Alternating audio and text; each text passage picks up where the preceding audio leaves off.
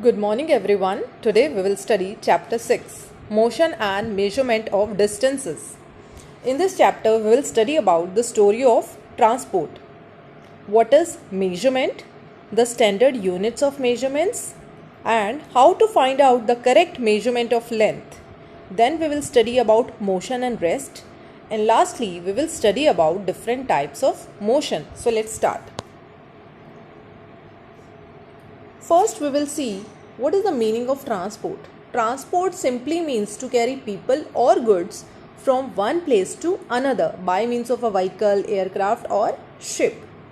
If we talk about early modes of transport, means in the ancient time, what were the modes of transportation? In ancient time, bullock cart or horse carts were used to carry people or goods from one place to another.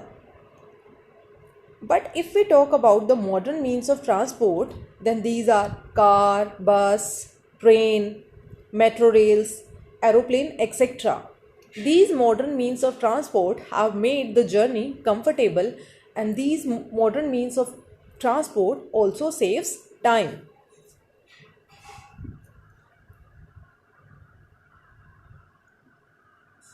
Now we will see concept of measurement. But before understanding what is measurement, let us try to understand what is the need for the measurement. There are so many occasions when we come across a need for the measurements. For example, a tailor needs to measure the length of the cloth to know that whether the cloth is enough to stitch a kurta. Similarly, a doctor checks the fever of the patient by measuring the body temperature. And a carpenter measures the length and breadth of the door to calculate how much would be required to make the door. And similarly, a vendor also measures the weight of the fruits and vegetable before selling it. And you also take the help of a clock to reach school on time. So these examples tell us that measurement is very important in our day-to-day life. So what is measurement? Measurement means the comparison of an unknown quantity with some known constant quantity. Okay, it will be more clear with the help of the example. For example, this quantity of tomatoes is 5 kg. Then kg is the unit of mass and 5 is the numerical value. So what is measurement? Measurement means we are comparing an unknown quantity with some known constant quantity. And this known quantity is called unit and the unknown quantity is the numerical value, as I explained with the help of this example. Okay, so the result of measurement, it is expressed in two parts. Number one, unit, and the another one is the numerical value. These are the some traditional units of measurement. In ancient time, the length used to be measured using these traditional units. For example, handspan, cubit, fathom. What is handspan? Handspan means, as you can see here, it is the distance between the tip of the thumb and the tip of the little finger of a fully stretched hand. Okay. Second one is the cubit. Here you can see that cubit, it is the distance between the tip of the middle finger and the elbow. Okay, this is elbow. So cubit is the distance between the tip of the middle finger and the elbow. And the third one is fathom. Fathom is the length of the outstretched arms. So these were some units which were used in the ancient time for measuring length. In the ancient time, people used their body part for the measurements. Like you can see here, handspan, cubit, fathom, etc.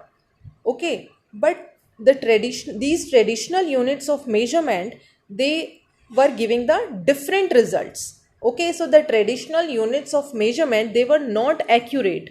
Why? Because these units, they vary from person to person. Let us try to understand it with the help of a activity. Why traditional units of measurement were not giving the accurate result and why there was a need for the standard units of measurement. It will be more clear with the help of this activity. For example, you can see here this is one table. Now try to measure this width of the table with the help of your hand span. Okay, let us revise again. What is hand span? Hand span is the distance between the tip of the thumb and the tip of the little finger of a fully stretched hand. Okay, so now try to measure the length of, try to measure the width of table using your hand span. Okay, so and now after measuring the width of this table using your hand span, now say to your father to measure the width of the same table using his hand span.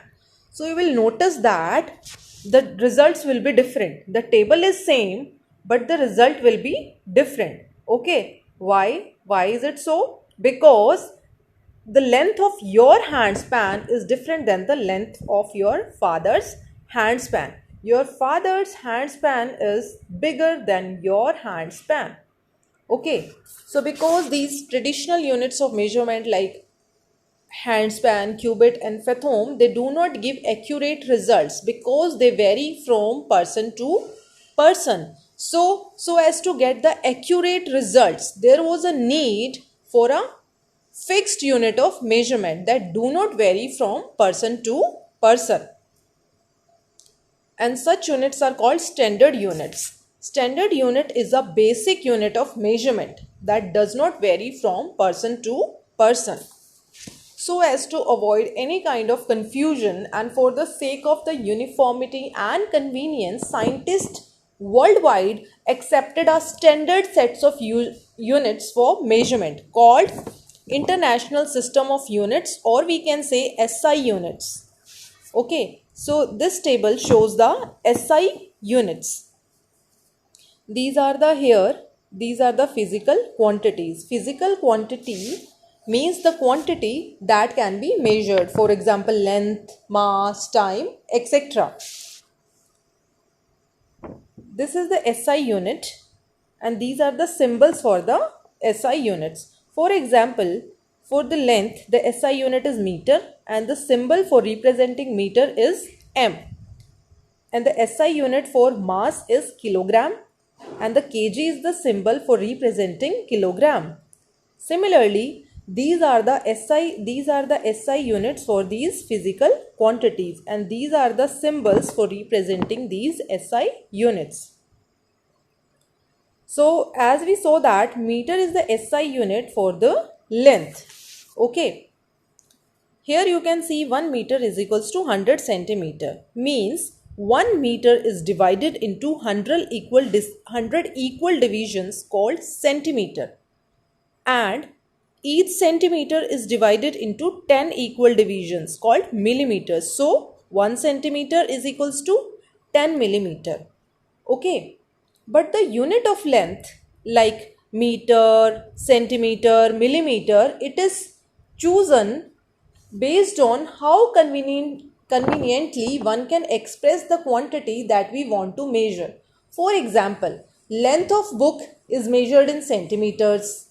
And if we want to measure the dimensions of a room, so the dimensions of a room are measured in meters. And if we want to measure the distance between two cities, the distance between two cities is measured in kilometers. Okay, 1 kilometer is equal to 1000 meter.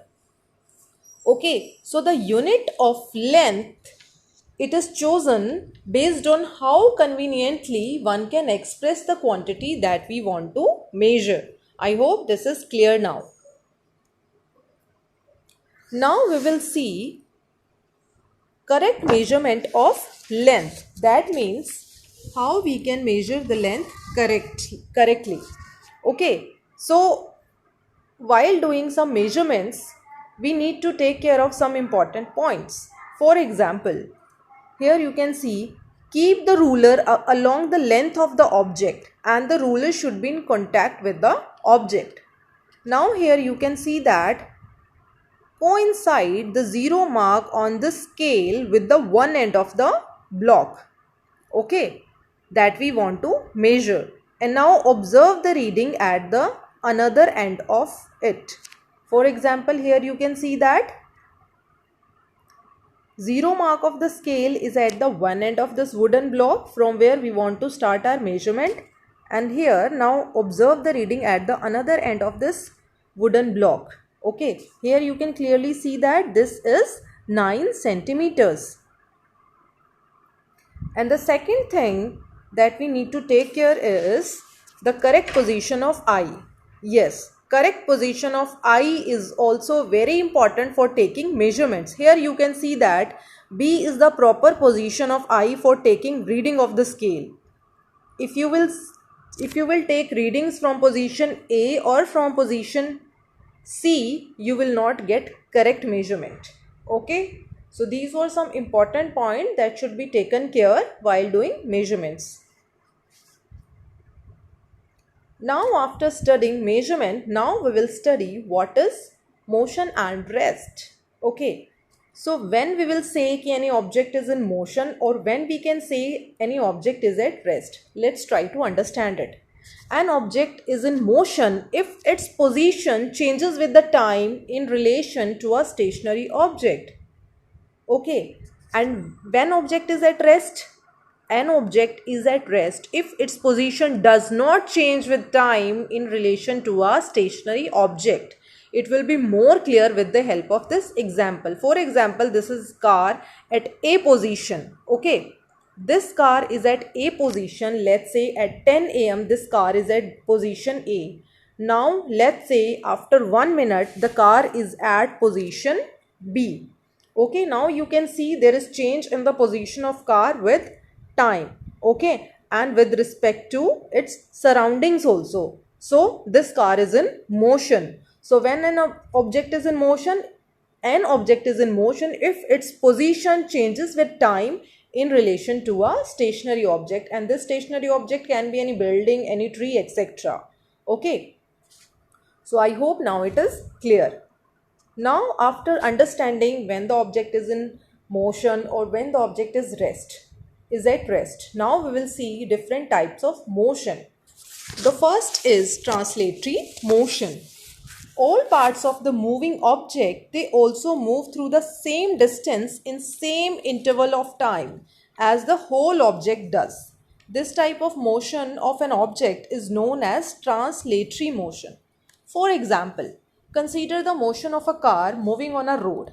Okay, during its journey, all parts of the car move equal distances in equal intervals of time. So such motion is translatory motion. Translatory motion is of two types, rectilinear motion and curvilinear motion. So let's begin with rectilinear motion. When an object moves in a straight line, it is said to be in rectilinear motion. So what is rectilinear motion? Means the motion in a straight line. For example, this car is moving on a straight road. So this car is in rectilinear motion. Now the next is curvilinear motion. If an object moves along a curved path, it is said to be in rectilinear motion. For example, this boy has thrown the stone in the air at an angle. So the stone thrown up in the air at an angle is the example of curvilinear motion. Next is rotational motion. So what is rotational motion? A motion in which a body moves about a fixed axis without changing its position. Let's try to understand it with the help of example. Here, this is a fan and this is here, for this fan, this is the axis of rotation. Okay, when this fan will be switched on, the blades of the fan, they will rotate about this axis of rotation. Okay, so the motion in which a body moves about a fixed axis without changing its position is called rotational motion. Next is oscillatory motion. To and fro motion of an object about its position of rest is called oscillatory motion. Okay, let's try to understand it with the help of a activity. Take a thread, tie a stone to one end of it. Hold the another end of the thread so that stone hangs freely. Note the position of the stone when it is at rest. Now give the stone a gentle push. Now, what do you observe? You will observe that the stone moves to and fro about its position of rest. Okay, so this to and fro motion of an object about its position of rest is called oscillatory motion. Next is periodic and non-periodic motion. The motion which repeats itself after a certain fixed period of time is called periodic motion. Okay, for example, Earth revolving around the Sun. We know that Earth completes its one revolution around the Sun in a fixed interval of time. So the Earth revolving around the Sun is example of periodic motion. So what is periodic motion? The motion which repeats itself after a certain fixed period of time is called periodic motion. So what is non-periodic motion? Let's see. Some motions are repetitive but not at regular intervals. Such type of motion is called non-periodic motion. For example, when we ride our bicycle, the motion of our legs is repetitive but not at the regular intervals. So the motions which are repetitive but not at regular intervals. Such motion is called non-periodic motion. And dear student, it is important to note here that when an object is in motion, it can have more than one kind of motion at the same time. Okay. For example, when the earth is revolving, when earth revolves around the sun, so at the same time earth is rotating about its axis. Okay, so when the earth is revolving around the sun, so earth is undergoing rotational motion and periodic motion also. So one object in motion can have more than one kind of motion at the same time. So this was all about the different types of motion. Here chapter 6 is complete. Thank you.